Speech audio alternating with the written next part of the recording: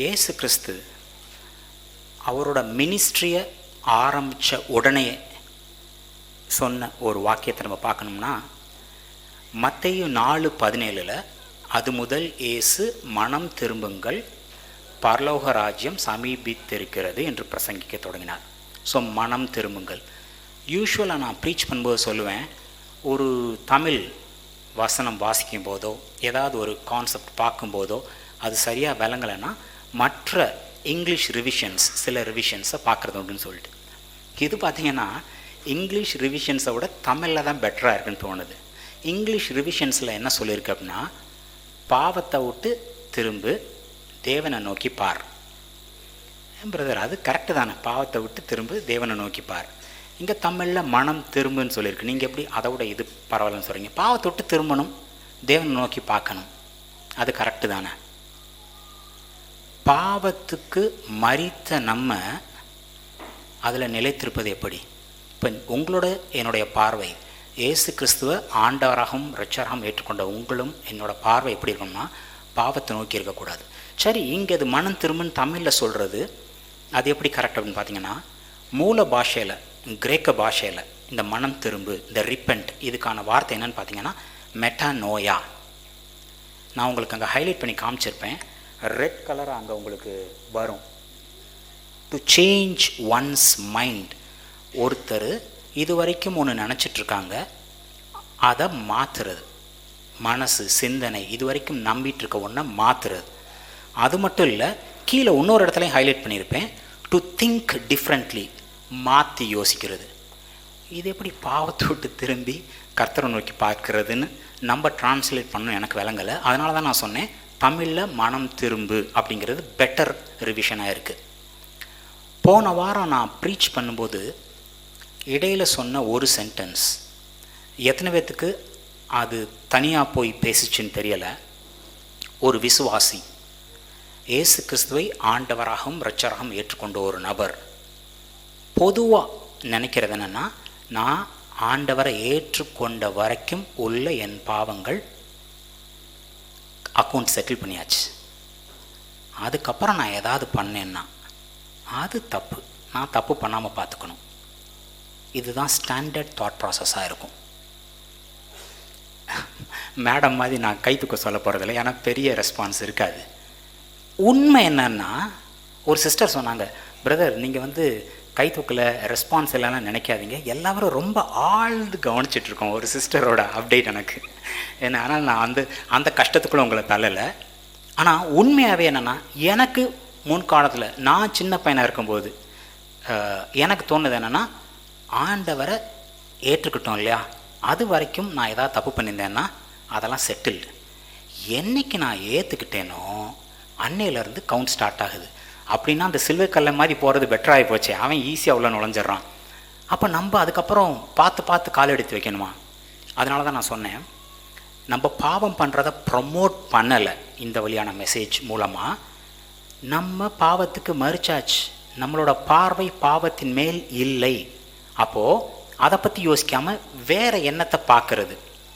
அப்போது நான் செய்த சகல பாவமும் அவர் மேல் சுமத்தப்பட்டாகிட்டது, நான் இயேசு கிறிஸ்துவை நோக்கி தான் பார்க்கணும். இந்த மனம் திரும்புதலை நம்ம உண்மையாகவே ஆழமாக புரிஞ்சுக்கணும்னா, பேதுரு வாழ்க்கையில் நடந்த சில இன்சிடென்ட்ஸ் மட்டும் பார்த்தோம்னா போதும். நான் போன வாரம் சொன்ன அதுக்கான தெளிவும், இந்த மனம் திரும்புதல், உண்மையான மனம் திரும்புதல்னால் என்ன அப்படிங்கிறது நம்மளுக்கு விளங்கும். சரிங்களா? இந்த நான் ஒரு 4 இன்சிடென்ட் பேதுரு வாழ்க்கையில்னு சொல்கிறேன்ல, இந்த 4மே தெரியாத யாருமே இருக்க மாட்டீங்க. தூக்கத்தில் எழுப்பி கேட்டால் கூட இது எல்லாம் தெரிஞ்சதாக இருக்கும். ஆனால் இந்த 4ஐயும் நீங்கள் கோர்த்து பார்க்கும் பொழுது உங்களுக்கு ஒரு புது விதமான வெளிச்சம் கிடைக்கும். You will be washed by the water. உங்கள் மனம் திரும்பும், நீங்கள் வேறு மாதிரி மாற்றி யோசிக்க ஆரம்பிப்பீங்க. சரிங்களா? இப்போ பேதுரு முதலாக நடந்த ஒரு இன்சிடெண்ட், ஒரு அக்கரன்ஸ் நம்ம பார்க்கணும்னா லூக்கா 5:1-11. இது பார்த்திங்கன்னா கலிலேயா கடலோரமாக இயேசு கிறிஸ்து பிரசங்கம் பண்ணிகிட்ருக்கார். நிறையா மக்கள் அவர் பேசுகிறத கேட்கணுன்னு நெருங்கி கூடுறாங்க.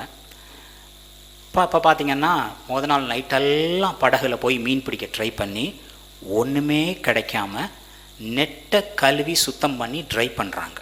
அப்போ தான் அடுத்த நாள் அன்னைக்கு நைட் மறுபடியும் மீன் பிடிக்க போக முடியும்.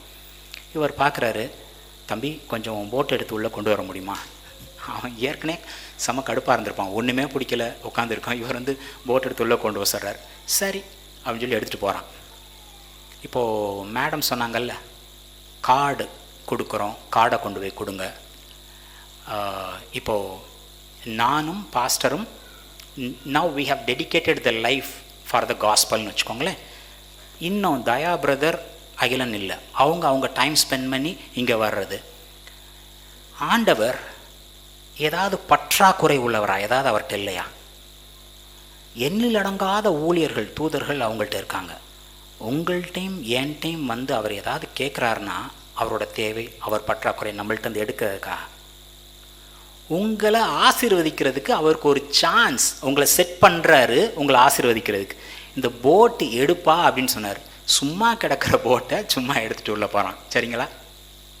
உங்கள்கிட்டையும் என்கிட்டையும் எதாவது எதிர்பார்த்தா, இப்போ பொதுவாக போதகர்னா காசு பறிக்கிறதுக்காகவா? அதுக்காகவா? உங்கள்கிட்ட வந்து பைசா எதிர்பார்த்தா ப்ரீச்சிங் இங்கே நடக்குது கிடையாது. ஆனால் ட்ராலர்ஸ் சொல்லக்கூடியவங்க சொல்லுவாங்க, ஏய் சர்ச்சுக்கு போறியா, டயத்து கொடுக்கணுமா, அதுக்காகவா? என்ன தேவன் ஆசீர்வதிக்கிற உங்கள்கிட்ட ஒரு நேரம் எடுக்கிறார். உங்கள்கிட்ட உங்கள் டைமோ உங்கள் எஃபோர்ட்டோ உங்கள்கிட்ட என்ன எடுத்தாலும் நல்லா யோசித்து பாருங்கள், கொடுத்ததை விட பல மடங்கு நிறைவாக பெற்றிருப்பீங்க. ஆசீர்வாதத்தை ருசித்து பார்த்தவங்களுக்கு மட்டும்தான் அது தெரியும். சரிங்களா? இன்றைக்கான மெசேஜ் அது இல்லைன்னா கூட சைட் டச். சரிங்களா? இப்போ பேதுரு போயாச்சு, மீன்லாம் பிடிச்சிட்டு போய் எல்லாம் ப்ரெசன்ட் பண்ணி முடித்தோன்னே, தம்பி வலையை போடு. அதெல்லாம் ஒன்றும் கிடைக்காதுங்க, நைட்டு முழுசும் பார்த்துட்டேன், வெளிச்சம் இருந்தால் எப்படி மீன் கிடைக்கும்? சரி ஏதோ நீங்கள் சொல்கிறீங்க, போடுறேன். பார்த்தீங்கன்னா அவனுக்கே ஆச்சரியம், இது நடக்க முடியாத ஒரு காரியம். இதை பார்த்தோன்னு சீமோன் பேதுரு சொன்ன ஒரு வார்த்தை, சீமோன் பேதுரு அதை கண்டு இயேசுவின் பாதத்தில் விழுந்து, ஆண்டவரே நான் பாவியான மனுஷன், நீர் என்னை விட்டு போக வேண்டும் என்றான். இவன் பாவி, அவர் பரிசுத்தர். ஆண்டவர் பரிசுத்தர்ங்கிறவர் சொல்கிற காரியம் ரட்சிக்கப்பட்ட பிள்ளைங்களாகிய நம்மளுக்கு மட்டும் இல்லை, உலகத்தார் யாரை கூப்பிட்டு கேட்டாலும், ரோட்டில் இருக்க யாரை கூப்பிட்டு கேட்டாலும் ஆண்டவர் பரிசுத்தர், அவர் சர்வ வல்லவர். இதில் டவுட்டே யாருக்குமே இருக்காது. ஆண்டவரை இயேசு கிறிஸ்துவ ஆண்டவர் ரட்சகரை ஏற்றுக்கொள்ளாத ஜனங்கள் தான் இன்னும் பாவி, எவ்வளவு நல்ல காரியம் பண்ணாலும் அவங்களோட குற்ற மனசாட்சியை மேற்கொள்ள முடியாது. நான் பாவி. இந்த ரெண்டு விஷயம், அவர் பரிசுத்தர், நான் பாவி, இது ஒரு வெளிப்பாடு கிடையாது. இதை சொல்கிறதுக்கு ஆவியானவர் தேவை கிடையாது. இது மாம்சமே சொல்லிடும், அவர் பரிசுத்தர், நான் பாவிங்கிறது. சரிங்களா? அப்போது இவனுக்கு மனம் எப்படி இருந்திருக்குன்னு பாருங்கள். ஒரு பிளெயின் நார்மல் மனசாட்சி தான் இருந்திருக்கு. நான் பாவி, அவர் பரிசுத்தர். நீங்கள் தயவுசெய்து போங்கப்பா. இவன்கிட்ட எதையுமே கேட்கலை. இவனோட இந்த உணர்தல் வர்றதுக்கு அவர் பண்ணது என்ன? அவர் கொடுத்தது ஆசீர்வாதம். இன்றைக்கும் வேற ஒருத்தர் கர்த்தரை நோக்கி வரணும்னா எப்படி தெரியுமா இருக்கணும்? அங்கே போகிறாங்களே, இவங்க எப்படி இவ்வளோ ஆசீர்வாதமாக இருக்காங்க, உங்களையும் என்னையும் பார்த்து தூண்டப்பட்டு, ஓ இவங்க பண்ணுறது பெருசாக ஒன்றும் இல்லையே, இவங்க ஒரு டீச்சர், நானும் டீச்சர், இவங்க ஒரு பிஸ்னஸ்மேன், நானும் பிஸ்னஸ்மேன், நான் எப்படி இருக்கேன், இவங்க எப்படி இருக்காங்க. அந்த ஆசீர்வாதம் ஒரு பெரிய வெளிச்சத்தை உண்டு பண்ணுது. இங்கே ஆண்டவர் ஒன்றும் பண்ணல, just he blessed him with net breaking boat sinking, வலை கிளியத்தக்க படகு அமிழத்தக்க ஆசீர்வாதம் கொடுத்த உடனே அவனுக்கு தெரியுது, நீர் ஆண்டவர், நீர் பரிசுத்தர், நான் பாவி. சரிங்களா? இதுக்கு ஒரு வெளிச்சம், வெளிப்பாடு, ஆவியானவர் எதுவும் அவசியம் இல்லை, மாம்சம் ஒன்றே காமிச்சு கொடுத்துரும். சரிங்களா? நீங்களும் நானும் ஒரு காலத்தில் இந்த மாதிரி இருந்திருக்க முடியும், இயேசு கிறிஸ்துவை ஆண்டவரும் இரட்சகராகவும் ஏற்றுக்கொள்வதற்கு முன்னாடி. சரிங்களா? கிறிஸ்தவங்கிற மதத்தில் பிறந்திருந்தா கூட, நான் 7th ஸ்டாண்டர்ட் படிக்கிற வரைக்கும் I was born as a Christian, நான் கிறிஸ்தவனாக தான் பிறந்தேன். ஆனாலும் கிறிஸ்துனா என்னன்னு எனக்கு தெரியாமல், ரட்சிப்பனை என்னன்னு தெரியாமல் தான் 7th ஸ்டாண்டர்ட் படிக்கிற வரைக்கும் நான் வாழ்ந்தேன். சரிங்களா? ஸோ பிறப்பு இல்லை ஒருத்தரை டிசைட் பண்ணுறது. ஸோ பொதுவாக எல்லாரும் ஒரு காலத்தில் இந்த மாதிரி தான் இருந்திருப்போம். அடுத்து நம்ம இயேசு கிறிஸ்துவை ஆண்டவரும் இரட்சகராகவும் ஏற்றுக்கொண்டோம் இல்லையா? அதே மாதிரி ஒரு சீக்வன்ஸ் இங்கே நடக்குது பாருங்கள். மத்தேயு 16:13-17 பார்த்தீங்கன்னா இயேசு கிறிஸ்து கேட்பார், எல்லாரும் என்னை பற்றி என்ன சொல்கிறாங்க? சில பேர் உங்களை யோவான் ஸ்நானன்னு சொல்கிறாங்க, சில பேர் உங்களை எலியான்னு சொல்கிறாங்க, சில பேர் எரேமியான்னு சொல்கிறாங்க. ஏதோ ஒரு தீர்க்கதரிசி வல்லமையான காரியங்கள்லாம் உங்கள்கிட்ட வந்து வெளிப்படுது. ஸோ யாரோ நீங்கள் தீர்க்கதரிசின்னு சொல்கிறாங்க. அப்போ அவர் கேட்பார், சரி மற்றவங்கள விடு, நீங்கள் என்னைய எப்படி பார்க்குறீங்க? நீங்கள் என்ன யாருன்னு சொல்கிறீங்க? இப்போது பாஸ்டர் அவர் யாருன்னு சொல்கிறத பொறுத்து இல்லை உங்களோட வாழ்க்கை. நான் இப்போ சொல்கிறேன்ல, இதை பொறுத்து இல்லை உங்களோட வாழ்க்கை. நீங்கள் எப்படி இயேசு கிறிஸ்துவை பார்க்குறீங்க? உங்களுடைய இரட்சகர்னு பார்ப்பீங்க, உங்களுடைய பரிகாரின்னு பார்ப்பீங்க, உங்களை குணமாக்குறவர்னு பார்க்குறீங்களா? டாக்டர்கிட்ட போங்க, தப்பு இல்லை, ட்ரீட்மெண்ட் எடுங்க, தப்பு இல்லை. ஆனால் ஒரு வெண்கல சர்ப்பத்தை உயர்த்தினானா பாலைவனத்தில், அந்த வெண்கல சர்ப்பத்தை நோக்கி பார்த்தவங்க எல்லாரும் பிழைத்தார்கள். சயின்ஸ் லாஜிக் இங்கே எடுபடலை. இன்றைக்கி உங்களுடைய தேவை என்னோட ப்ரொவைடர், என்னோட ஹீலர், என்னோட ப்ரொடெக்டர். நான் பாதுகாப்பாக இருக்கணும். கோவிட்னாங்க, இப்போ அடுத்த டிசீஸ். இவர் தான் என்னோட பாதுகாவலர், இவர் தான் என் ப்ரொடெக்டர், இவர் என் கூட இருக்கார், இவர் தான் என்னோட ப்ரொவைடர். நான் படித்த படிப்பு இல்லை, நான் வேலை பார்க்குற வேலை இல்லை, என்னோட தொழில் செய்கிற யுக்தி இல்லை, இவர் தான் என்னோட ப்ரொவைடர், இவர் தான் என்னோட ஹீலர். அவரை நீங்கள் எப்படி பார்க்குறீங்களோ அவர் உங்களுக்கு அப்படியே இருக்கார். சரிங்களா? நீங்கள் எப்படி பார்க்குறீங்க? அவர் கேட்குறாரு, அவங்கள விடு, நீங்கள் என்னை எப்படி பார்க்குறீங்க? அப்போ எல்லோரும் பக்கான்னு முழிச்சிட்ருக்காங்க. பேதுரு மட்டும் சொல்கிறாரு, நீரே கிறிஸ்து. கிறிஸ்டாஸ் அப்படின்னா அனாயிண்டட் ஒன், அபிஷேகம் பண்ணப்பட்டவர், மெசையா.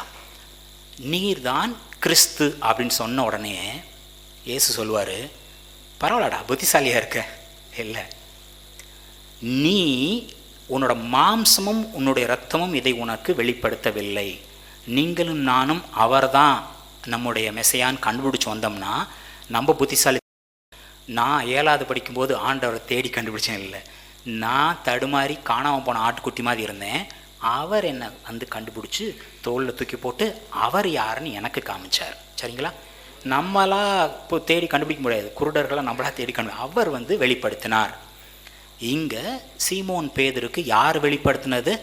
அவர் வெளிப்படுத்தினார். இப்போ நம்ம பார்த்தோம், சீமோன் பேதுரு நீர் பரிசுத்தர், நான் பாவி, போயிருங்க. நம்ம பழைய ஸ்டேஜ் அந்த மாதிரி இருந்துச்சுன்னு சொன்னோம்.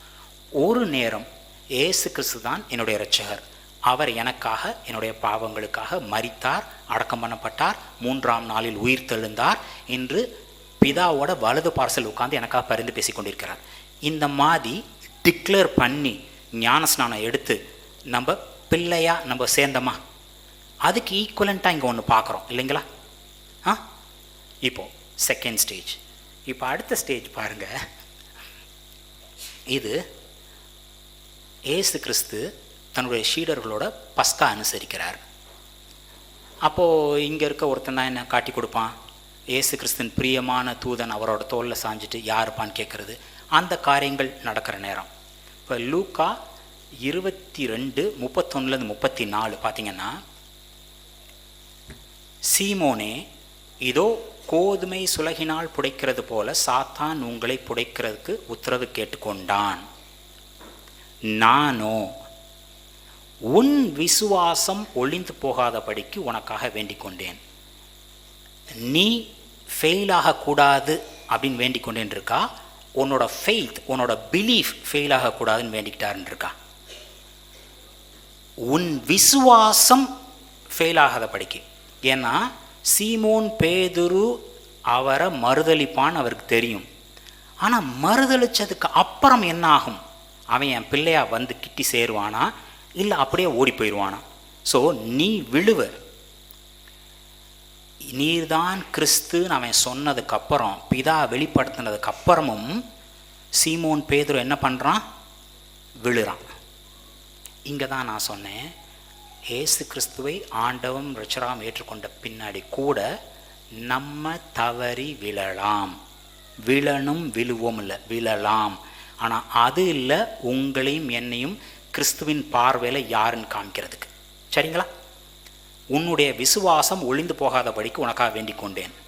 நீ குணப்பட்ட பின்பு உன் சகோதரை ஸ்திரப்படுத்து என்றார். இப்படி சொல்லும்போது அவன் மாம்சம் என்ன தெரியுமா சொன்னுச்சு? நான் விடமாட்டேன், நான் யார், நான் எப்படி அப்பாவுக்கு அகேன்ஸ்டாக தப்பு பண்ணுவேன்? ஆண்டவரே, காவலில் மட்டும் இல்லை, சாவில் கூட உம்மை பின்பற்றி வர ஆயத்தமாக இருக்கிறேன். இந்த 11 பசங்க இருக்காங்கல்ல, இவங்க 11 பேர் உங்களை ரிஜெக்ட் பண்ணால் கூட நான் என்ன பண்ண மாட்டேன்? சிலுவைக்கு நீங்கள் போறனா கூட உங்கள் பின்னாடியே நான் வர ரெடியாக இருக்கான்.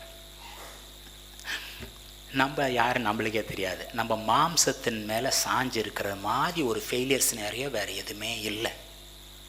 கிறிஸ்துவின் மேலே சாஞ்சு இருக்கிறது தான் ஒரு பெட்டர் லைஃப், 100% ஷியோர் லைஃப்.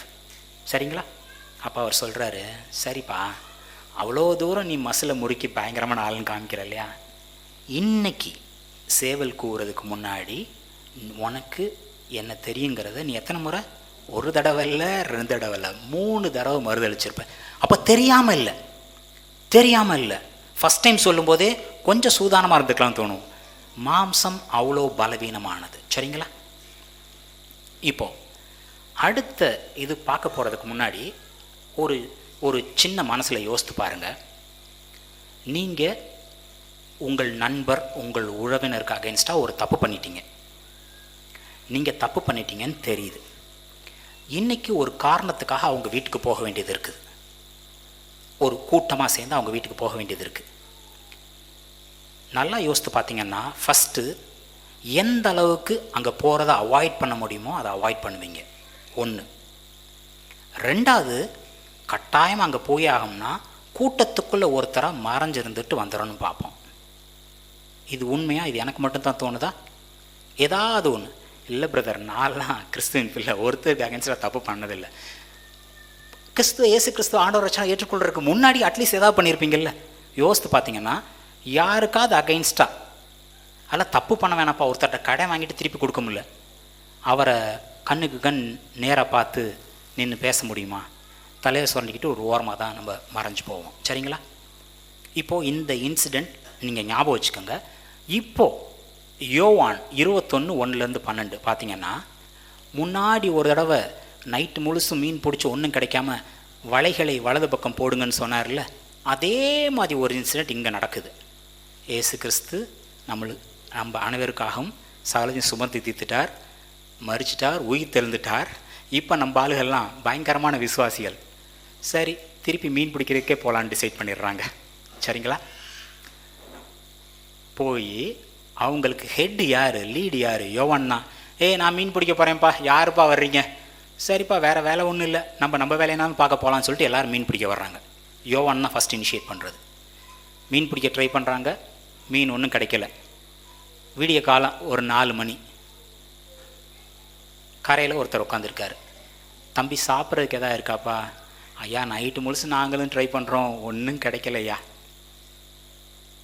சொன்னார்ல, வலது பக்கம் வலைய போடு. வலது பக்கம் வலைய போடுறாங்க, எக்கச்சக்கமான மீன் கிடைக்குது. டப்புன்னு கண்ணு திறக்குது. யாருக்கு? இயேசுவுக்கு பிரியமாக இருந்த சீஷனுக்கு. அவர் இயேசு கிறிஸ்து. இப்படி சொன்ன உடனே பேதுரு என்ன பண்ணியிருக்கணும்? ஐயோ, நம்ம தலை தெரிஞ்சிடக்கூடாதுன்னு பதுங்கியிருக்கணும். எல்லா பேரும் போட்டில் இருக்காங்க. பேதுரு பண்ணது மட்டும் என்னன்னு பாருங்கள். ட்ரெஸ் இல்லாமல் மீன் பிடிச்சிட்டு இருந்தானா, டப்புன்னு ஒரு சட்டையை எடுத்து கட்டினானா, இந்த போட் கரைக்கு வர்ற வரைக்கும் கூட வெயிட் பண்ண முடியல. அந்த போட் பார்த்திங்கன்னா ஏதோ 200 அடி தூரமோ என்னமோ தான் இருக்குது கரைக்கும் இதுக்கும். வேகமாக குதித்து வேகமாக நீந்தி போகிறான். நான் சொன்னேன்ல, குற்ற உணர்வு அவனுக்கு இருந்திருந்தால், பேதுருவுக்கு இருந்திருந்தால், பார்த்த பேதுரு உங்களுக்கு தெரியும். ஐயா, நீர் பரிசுத்தர், நான் பாவி, என்னை விட்டுப்போம். அதுக்கப்புறம் நீர் தான் அது கிறிஸ்து அனாயிண்டட் ஒன் சொல்லிட்டான். அதுக்கப்புறம் இவர் யாருனே தெரியாதுரா அப்படின்னு சபிக்கும் சத்தியமோனும் செஞ்சுட்டான். இதுக்கப்புறம் அவரை பார்க்கணும். எந்த முகத்தை வச்சுட்டு அவன் பார்த்துருப்பான்? இல்லை கூட்டத்தோடு ஒளிஞ்சிக்கினாலும் இருக்கணும். ஆனால் எந்த அளவுக்கு அவனுக்கு மனம், அந்த சொல்கிறோம்ல ரிப்பன்ட், மனம் மாறி இருந்தால், இவர் என்னிடம் குற்றம் பிடிக்கிறவர் அல்ல, நான் என்ன செஞ்சாலும் என்னை நேசிக்கிற என்னுடைய பிதா, என்னை நேசிக்கிற என்னுடைய இரட்சகர், என்னை நேசிக்கிற எனக்காக சகலையும் செய்து முடிக்கிற என்னுடைய தேவன் தெரிஞ்சிருந்தா மட்டும்தான் அவனால் குதிச்சு வர முடியும். இவன் குதிச்சு வந்துட்டான். மற்றவங்க இந்த ஒரு சின்ன சயின்ஸ் லெசன், கிணத்துல நான் தண்ணி இறைச்சிருக்கேன். இந்த காலத்தில் கிணத்துல தண்ணி இறைக்கிறமான்னு தெரில. இந்த வாளி தண்ணிக்குள்ளே இருந்து நம்ம எடுக்கிற வரைக்கும் ஈஸியாக இருக்கும், சர்னு இழுத்துடலாம். தண்ணிக்கு வெளியில் இழுக்கிறது ரொம்ப கஷ்டமாக இருக்கும் இல்லைங்களா? இது ஸ்டாண்டர்ட். இந்த சீஷர்கள்லாம் படகுல மீன் பிடிச்சிட்டு தண்ணிக்குள்ளேயே அதை இழுத்துட்டு வர்றது கஷ்டப்படுறாங்க. பேதுரு வந்து இங்கே உட்காந்து ஏசு கிறிஸ்துட்ட உட்காந்து பேசியெல்லாம் பண்ணிக்கிருக்கான். கரை வந்து சேர்றாங்க. இவர் தான் மீனை கொடுத்தார். இவர் சொல்கிறாரு, நீங்கள் பிடித்த மீனில் கொஞ்சம் தாங்கன்னு. பேதுரு தனி ஆளாக போகிறான். அந்த வலையை பிடிச்சி 153 எத்தனையோ மீன் கவுண்ட்டு. சரிங்களா பிரதர், இது தப்பாக இருக்குது அப்படின்னு சொல்லாதீங்க. அவ்வளோ பெரிய இதை தனியாளாக பிடிச்சி கரையில் இழுத்துட்டு வர்றான். நான் சொன்னேன்ல சயின்ஸ், தண்ணிக்குள்ளே இழுக்கிறதுக்கும் தண்ணிக்கு வெளியே இழுக்கிறதுக்கும் எவ்வளோ கஷ்டமாக இருக்கும்னு. கிறிஸ்து என்னை நேசிக்கிறவர் அப்படின்னு எப்போ உணர்றோமோ அப்போ நம்மளுக்கே அறியாமல் பயங்கர பலவான்களாக இருப்போம். சரிங்களா? அதான் உண்மை, அதான் இங்கே காமிக்குது. பல முறை இந்த யோவான் எழுதின சுவிசேஷத்தில் இயேசுவுக்கு பிரியமான சீஷன் சொல்லும் போதெல்லாம் அவன் பாசிட்டிவாக இருக்கிற மாதிரி இருக்கும். இயேசுவுக்கு பிரியமான சீஷன் முந்தி ஓடுனான், இயேசுக்கு பிரியமான சீஷன் முதல்ல கண்டுபிடிச்சான், இயேசுக்கு பிரியமான சீஷன் தோளில் சாஞ்சிக்கிட்டு இப்படி கேட்டான். இயேசுக்கு பிரியமான சீஷன் ஃபீல் பண்ணும்போது அவனுக்கு இருக்கிற க்ளோஸ்னஸும் அவனுக்கு இருக்க பலனும் அவனுக்கு இருக்க தெளிவும் வேறு யாருக்கு இருக்காது. இங்கே அந்த இயேசுக்கு பிரியமான சீஷன் சொல்கிறான், பேதுரு தான் தண்ணியில் குதித்து ஆண்டவர்கிட்ட போனான்னு சொல்லிட்டு. யோவான் போகலை, அதை யோவானே எழுதி வைக்கிறான். அடுத்து எல்லாரும் இழுத்துட்டு தண்ணிக்குள்ளேயே இழுத்துட்டு வர கஷ்டப்படுறாங்க. இவர் வந்து பாகுபலி மாதிரி தனியால் போய் மொத்தத்தையும் இழுத்துட்டு வர்றாரு அப்படின்னு காமிக்கிறான். இயேசு அன்பானவர், பிரியமானவர், சகலத்தையும் செய்கிறவர், எனக்காக எல்லாம் செய்கிறவருங்கிறப்ப இருக்கிற ஒரு ஃபீல் பாருங்கள். இதுதான் சொல்கிறேன் உண்மையான மனம் திரும்புதல்னு சொல்லிட்டு. அவர் வேண்டி கேட்டது பொய்யாகலை, அவனுடைய விசுவாசம் அங்கே ஃபெயில் ஆகலை. நான் இவர் யாருன்னு தெரியாதுன்னு சொல்லிட்டேன். இருந்தாலும் அவர் ஏசு கிறிஸ்து ஒரு இடத்துல சொல்லியிருப்பார், என்ன மறுதளிச்சின்னா நான் ஒன்றை மறுதளிப்பேன். இங்கே இது ரொம்ப ஹெவி. கொஞ்சம் யோசித்தீங்கன்னா இங்கே மறுதளிச்சானா இல்லையா? பேதுரு ஒரு தடவை மறுதளிச்சான், 3 தடவை மறுதளிச்சான். அவரை பார்த்தோன்னே எப்படி ஓடி வந்து சேர்ந்தான். ஒரு வார்த்தையை அப்படியே பிளெயினாக படிக்கிறது வேற, ஆவியானவர் உங்களுக்கு வெளிப்படுத்துறது வேற. சரிங்களா? இன்னைக்கு உங்களுடைய தேவன் நீங்கள் தப்பே பண்ணாலும் உங்களை விட்டுட்டு போகிற தேவனா? உங்களை ஆசீர்வதிக்கிற தேவன். இப்படிப்பட்ட தேவனுக்கு அகெயின்ஸ்டா எப்படி நம்ம தப்பு பண்ண முடியும்? அதனால தான் பாவத்துக்கு மரித்த நம்ம நீதிக்கு பிழைத்திருப்போம். அது நம்மளுக்கு பார்க்குறதுக்கே வக், மற்றவங்களுக்கு ஆஹா அப்படின்னு தோன்றுது, நம்மளுக்கு யக்ஸ் அப்படின்னு இருக்கும். ஏன்னா நம்ம புதிய மனிதர்கள். சரிங்களா? புதிய சிருஷ்டி இயேசு கிறிஸ்துக்குள்ள. அடுத்த ஸ்லைடு, இன்னும் ஒரு 7 நிமிஷம் இருக்குது. அடுத்த ஸ்லைடு போகிறதுக்கு முன்னாடி, இந்த இயேசு கிறிஸ்து உயிர் தெழுந்ததுக்கப்புறம் சில பேர்த்துக்கு காட்சி அளித்தார் இல்லையா? யார் யாருக்கு காட்சி அளித்தார்? மகதலேனா மரியாள், எம்மாவூர் சீஷர்கள், அப்புறம் மொத்தமாக எல்லா சீஷர்களுக்கும் நம்ம தோணும். லூக்கா 24:33-34 பார்த்தீங்கன்னா, இந்த எம்மாவூர் சீஷர்கள் போயிட்டு அப்பத்தை பிட்ட பிறகு இவர் தான் கிறிஸ்துன்னு தெரிஞ்சதுக்கப்புறம் திரும்பி நடந்து வராங்க. வந்த உடனே பைபிள் என்ன சொல்லியிருக்குன்னு பாருங்க, கர்த்தர் மெய்யாகவே உயிர் தெழுந்து சீமோனுக்கு தரிசனமானார். என்ன நடந்தது, என்ன பேசினாரு? உங்களுக்கும் எனக்கும் ரெக்கார்டு இல்லை. 1 கொரிந்தியர் 15:5 பாருங்க. கேபாவுக்கு பின்பு 12 தரிசனமானார். இந்த யோவான் 1:42 இயேசு பேதுருவை பார்த்து, நீ யோனாவின் மகனாகிய சீமோன், நீ கேபா எனப்படுவாய் என்றார். அப்போது பவுல் அப்போஸ்தலர் கொரிந்தியரில் கேபாவுக்கு பின்பு மற்றவங்களுக்கு தரிசனமானார்னா பேதுருக்கு தரிசனமானார், பின்பு எல்லாத்துக்கும் தரிசனமானார். மறுதளிச்சதுக்கு அப்புறமும் இங்கே இயேசு கிறிஸ்துவை நோக்கி ஓடுறதுக்கு அப்புறமும் இதுக்கு இடையில ஒரு இன்சிடென்ட் நடந்திருக்கு. இயேசு கிறிஸ்து பேதுருக்கு மட்டும் தரிசனமாக வேண்டியது. என்ன பேசியிருப்பார்? ஹி இஸ் நம்மளுக்கு தெரியும். கதவை தட்டுவார், திறந்தால் தான் உள்ளே வருவார். கேட் கிராஷ் பண்ண மாட்டார். நெறிந்த நாணலை முறிக்க மாட்டார். மங்கேறிற திரியே அணைக்க மாட்டார். பேதுரு எந்த அளவுக்கு ஃப்ரெஜைல், அப்போ எந்த அளவுக்கு இருந்திருப்பான்னு உங்களுக்கும் எனக்கும் புரிகிறவோட அதிகமாக புரிஞ்சிருக்கும் பேதுருவை படைத்த அவருக்கு. சரிங்களா? அவ்வளோ ஜென்டலாக பேசியிருப்பார், புரிய வச்சிருப்பார். பேதுரு இன்னைக்கு அவரை பார்த்தோன்னே ஓடி வர்றான், தப்பையும் மறந்து போய். சரிங்களா? இதுதான் உண்மையான மனம் திருந்துதல். அதுதான் சொன்னேன், ஏசு கிறிஸ்துவின் பிள்ளைகள் ஆனதுக்கப்புறம் நான் விழுந்துருவேனோ, எது ரைட்டு எது தப்பு, எது பாவம் எது நல்லது. நம்ம நன்மை தீமை அறியக்கூடிய மரத்தின் கனியை இன்னைக்கு வரைக்கும் புஷ்டிட்டு இருக்க வேண்டாம். நம்மளோட பார்வை நம்ம அப்பாவை பார்த்துட்ருக்கணும். அவர் நம்மளை பிள்ளையாக தான் பார்ப்பார். சரிங்களா? இந்த தவறுதல்னு சொல்கிறேன்ல, 2 பேர் பண்ண தவறு. அவங்க 2 பேரும் என்ன பண்ணாங்க? லூக்கா 22, 61, 62. இது பேதுரு பண்ண தப்பு. பேதுரு 3 தடவை மறுதளிச்சிட்டான். அப்பொழுது கர்த்தர் திரும்பி பேதுருவை நோக்கி பார்த்தார். சேவல் கூவுகிறதற்கு முன்னே நீ என்னை 3 தரம் மறுதளிப்பா என்று கர்த்தர் தன்னிடத்தில் சொன்ன வசனத்தை உடனே பேதுரு நினைவு கூர்ந்து வெளியே போய் மனம் கசந்து அழுதான். சரிங்களா? அப்போது தான் பண்ணது தப்புன்னு தெரியுது, மனம் கசந்து அழுதான். இன்னொருத்தன் ஒரு தப்பு பண்ணியிருக்கான். மத்தேயு 27, 1-5. இவன் பிறவாமல் இருந்தால் நல்லா இருந்திருக்கும் அப்படிங்கிற அளவுக்கு ஒருத்தன் ஒரு தப்பு பண்ணியிருக்கான். ஆனால் அவனும் பாருங்க, அவரை காட்டி கொடுத்த யூதாஸ் அவர் மரணாக்கினைக்கு உள்ளாக தீர்க்கப்பட்டதை கண்டு சந்தோஷப்பட்டானா? மனஸ்தாபப்பட்டு அந்த 30 காசு பணப்பை மேலே கண்ணார்ந்த யூதாஸ் அந்த 30 வெள்ளி காசு எனக்கு வேணாம், உண்மையாகவே அவன் பண்ணது தப்பு நம்ம உணர்ந்தானா இல்லையா? என்ன உங்களுக்கு தோணுது? உணர்ந்தான், மனம் கசந்து அழுகிறான். நீங்கள் கொடுத்த காசு எனக்கு முக்கியம் இல்லை, இந்தாங்க 30 வெள்ளி காசுன்னு தூக்கி போடுறான். ஆனால் அவன் பண்ண தப்பு என்ன தெரியுமா? தானே தன்னுடைய டெசிஷன் எடுத்துக்கிட்டான்.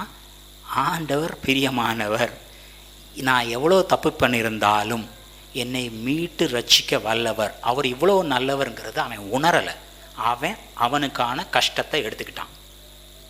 இப்போது நீங்களும் நானும் எந்த தப்பு பண்ண மாட்டோம், ஆனால் பண்ணினாலும் உங்களுக்கு எனக்கும் ஆசீர்வாதம் மட்டும்தான். ஏன்னா நம்மளுக்கு உண்டான சகலமும் அவர் மேல் சுமத்தப்பட்டாகி விட்டது. இப்போ தானியல் பண்ணக்கூடாது அப்படின்னு சொன்ன தப்பை பண்ணான், பிடிச்சி சிங்கத்தின் கவியில் போட்டாங்க, தண்டனை முடிஞ்சு போச்சு. திருப்பி வெளில எடுக்கிறாங்க. வெளில எடுத்த பிறகு திருப்பி யாராவது போயிட்டு அவன் தப்பு பண்ணான்னு சொல்ல முடியுமா? அவனுக்கான தண்டனை அவன் அனுபவிச்சிட்டான். சிங்கம் அவனை கடிக்கலை, ஆண்டவர் சிங்கத்தின் வாயை கட்டி போட்டார். அதுக்கு என்ன பண்ண முடியும்? கடைசியில் அவன் மேலே குற்றம் பிடிச்சவங்களாம் என்ன பண்ணாங்க? தூக்கி உள்ளே போட்டாங்க. இன்றைக்கி நீங்களும் நானும் தப்பு பண்ணால் கூட குற்றம் பிடிக்கிறதுக்கு ஒருத்தர் இருக்க முடியாது. குற்றம் பிடிக்கிறவங்களுக்கு மேலே தான் பழி சுமரும், உங்கள் மேலே என் மேலே கிடையாது. இவ்வளோ நல்ல அப்பா அப்படின்னு உணர்ந்ததுக்கு அப்புறம் இது ரைட்டா இது தப்பான்னு பார்க்குற மனசு இருக்குமா? தேவனை மட்டுமே நோக்கி பார்த்துட்டு சகல ஆசீர்வாதத்தையும் சுதந்திரிச்சுக்கிற ஒரு பிள்ளை மாதிரி சந்தோஷமாக போயிருப்போமா? இதுதான் மனம் திரும்புதல். இதுதான் வார்த்தையை கேட்கும் பொழுது வாஷிங் ஆஃப் வாட்டர். இந்த ஷாரன் டேனியல் வந்தப்போ ஒரு மெசேஜ் கொடுத்தாங்க. ஒரு தடவை குளித்தவன் சுத்தமாக இருக்கிறான், அவன் கால் மட்டும் கழுவுனா போதும். எதுக்காக பைபிள் படிக்கணும்? எதுக்காக சண்டே வரணும்? ஒரே ஒரு சண்டே மிஸ் பண்ண தோமா சொன்னான், ஆணி பாய்ந்து அவரோட அந்த இடத்துல கைவிட்டு பார்த்தா தான் நான் நம்புவேன். ஒரே ஒரு சண்டே தான் நான் மிஸ் பண்ணான். இன்றைக்கி முக்கியமான வேலை, ஒரே ஒரு சண்டே மிஸ் பண்ணிக்கிறேன். இன்றைக்கி ஒரு முக்கியமான எக்ஸாம், இன்றைக்கி ஒரே சண்டே மிஸ் பண்ணிக்கிறேன். நம்ம இந்த கேட்குற இந்த வார்த்தை இந்த உலகத்துக்கு போகும்போது அதுக்கு ஆப்போசிட்டாக தான் நடக்கும். நீ செஞ்சது கேட்ட பலனை தான் நீ அனுபவிப்ப. ஓ, அப்போ நான் பைபிள் படிக்கணும், நான் ப்ரேயர் பண்ணணும், நான் ஆண்டவர்கிட்ட ஒழுங்காக இருக்கணும், அப்போ தான் ஆண்டவர்கிட்ட கிட்டி சேர முடியும், அப்போ தான் ஆசீர்வாதத்தை பெற முடியும். இந்த உலகத்தோடையே நம்ம பிப்ளிக்கல் கான்செப்டிங் ஈக்குவேட் பண்ணி பார்த்துருவோம். ஒரு சண்டே மிஸ் பண்ணுறது, ஒரு வர்ஷிப் மிஸ் பண்ணுறது. மேடம் சொல்கிறாங்க ப்ராக்டிஸ் பண்ணோம்ல. நேற்று அகிலன் பிரதர் கேட்டார், இந்த பாட்டை இன்னொரு தடவை ப்ராக்டிஸ் பண்ணலாமா அப்படின்னு சொல்லிட்டு. என் தேவன் எனக்கு ஏதாவது செய்து விடுவார். நான் சொன்னேன், இதை ஃபுல்லாக பாடிக்கிட்டே கூட இருக்கலாம். இது என்ன ப்ராக்டிஸாக பண்ணுறோம், we are worshipping, we are adoring the lord, நம்ம வேணால் ப்ராக்டிஸ் பண்ணிகிட்டே இருக்கலாம்னு சொன்னேன். இது பொய் இல்லை. ஸோ அதை நம்ம மிஸ் பண்ணுறது நம்மளோட ஆசீர்வாதத்தை தான் நம்ம இழந்து போகிறோம் இல்லைங்களா? ஸோ இது உங்களுக்கு ஒரு புதிய சிந்தையை, இனிமேல் நீங்கள் ஆண்டவரை பார்க்குற பார்வையை மாற்றி போடுது இல்லையா? அதுதான் உண்மையான ரிப்பன்டன்ஸ், அதுதான் மனம் திரும்புதல். நான் போன அந்த மெட்டானோயாவுக்கு மீனிங் காமிக்கும்போது 2 மட்டும் தான் ஹைலைட் பண்ணியிருக்கேன். ஒரு ஸ்பெசிஃபிக் போர்ஷனை ஹைலைட் பண்ணியிருக்க மாட்டேன். அது உங்களால் பார்க்க முடியுதான்னு தெரியலை. To accept the divine forgiveness அப்படின்னு சொல்லிட்டு இங்கே இருக்கும். இதை நான் வந்து மெசேஜ் முடிச்சதுக்கப்புறம் ஹைலைட் பண்ணணும் அப்படின்னு சொல்லிட்டு நான் அதை ஹைலைட் பண்ணாமல் விட்டுருந்தேன். இந்த additional information from the outline in biblical யூசேஜுங்கிறது பார்த்தீங்கன்னா 1952 எஃப்எஃப் ப்ரூஸ் ஒரு வேர்ஷனில் சொன்னது என்னென்னா, அக்செப்ட் த டிவைன் ஃபர்கிவ்னஸ். பரலோகம் உனக்காகவும் எனக்காகவும் கொடுத்த மன்னிப்பை எடுத்துக்கிறதே பெரிய பாக்கியம். அதை எடுத்துக்காம தான் இன்றைக்கும் பல பேர் நான் செஞ்சதுக்கு நானே பரிகாரம் பண்ணுறேன்னு ஓடிட்டுருக்காங்க. இது விளங்குது இல்லையா?